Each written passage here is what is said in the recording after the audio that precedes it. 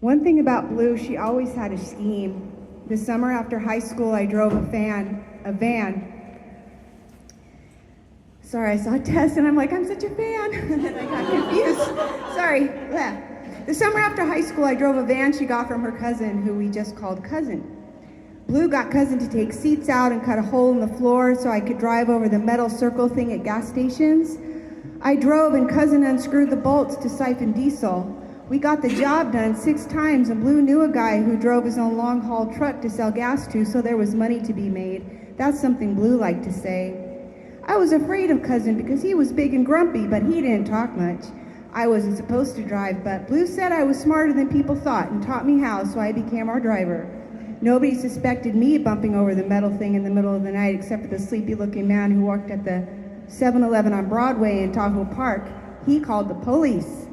Me and Cousin served the time. Blue made the money. I went to county for 18 months, and that's where I got caught in the middle of a bad fight one time and ended up with a ruined face. Mr. Cox, who was my teacher, visited right before I got out. I looked messed up compared to before, and his eyes wobbled when he first saw me. He had on a nice shirt, and I bet his shoes were shined. Mr. Cox always dressed like he was headed somewhere better than room 32, which was where the special ed kids learned. I felt sorry for him sitting there with a phone to his ear and his red face and his iron shirt. He liked showing PowerPoints of his vacations. There was a picture of him and his wife at the Grand Canyon, and he told us that every year somebody got too close to the edge and fell off because the canyon could hypnotize you if you weren't careful. He also said he got to go to fun places because he worked hard. He said, I worked hard and so should you. He held the phone thing away like he was afraid his lips might touch the plastic. He asked me how I was.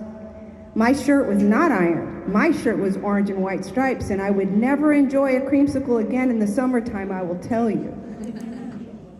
The color orange made my teeth hurt forever after 2 years if that's all I got to wear.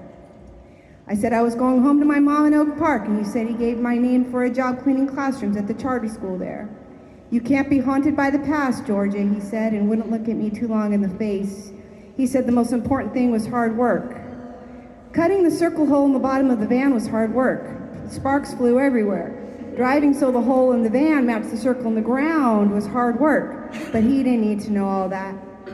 Mr. Cox told me to remember I had a disordered brain. Whenever I thought I found a shortcut, I had to remember it was going to be a disordered shortcut, period.